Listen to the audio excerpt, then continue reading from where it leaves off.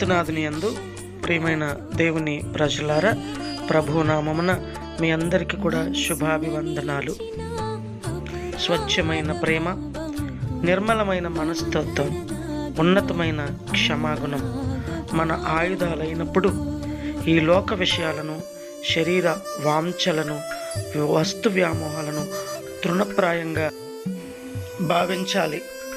అలా జరగాలంటే తప్పకుండా నిజమైన పశ్చాత్తాపపడాలి. ఈ పశ్చాత్తాపము మనలను దహించి పుటం వేయాలి.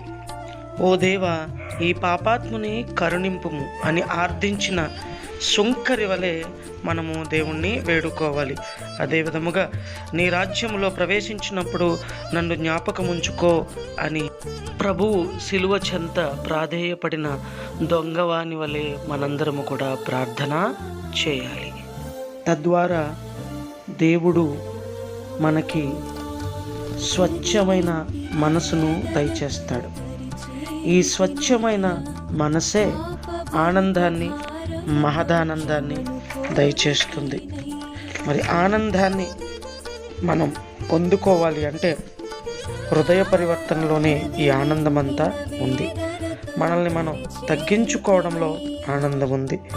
దేవునికి నచ్చిన విధంగా జీవించడంలో ఆనందం ఉంది. క్షమాపణ అడగడంలో ఆనందం ఉంది. అందుకే యేసు ప్రభు ఒక మాట చెప్తున్నారు, నేను మిమ్ము ప్రేమించినట్లే మీరు ఒకరిని ఒకరు ప్రేమించుకొనండి. యోహాను శుభవార్త 13:34 చెప్తున్నారు.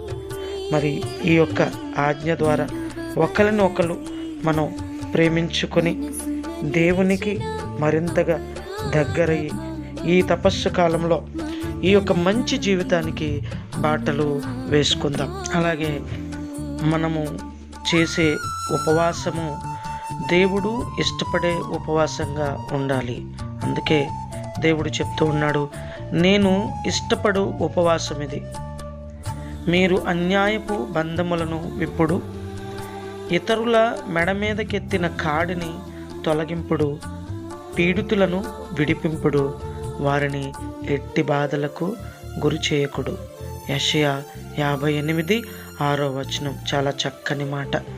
ఎదుటివారి పట్ల అన్యాయముగా ప్రవర్తించకుండా, వారి మీద బరువు భారము మోపకుండా, మరి ఎవరికైతే అవసరతలో ఉన్నారో, పీడించబడుతున్నారో వారికి సహాయంగా నిలబడమని దేవుని యొక్క వాక్యం మనకి ఈరోజు సెలవిస్తోంది.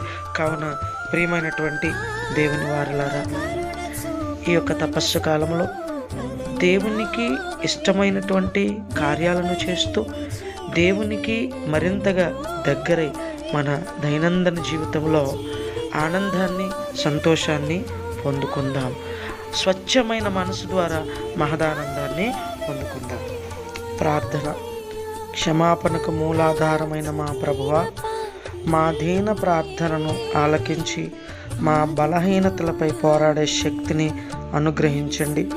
చీకటిలో పాప కోపములో చిక్కుకున్న మమ్మలను ఆ బంధాలను ఛేదించుకుని వెలుపులకు వచ్చే నీ వెలుగు బిడ్డల జీవించేలా దీవించి ఆశీర్వదించమని మా నాథుడైన యేసుక్రీస్తు నామమున అడిగి వేడుకొనుచున్నాము పరమ తండ్రి. ఆమేన్.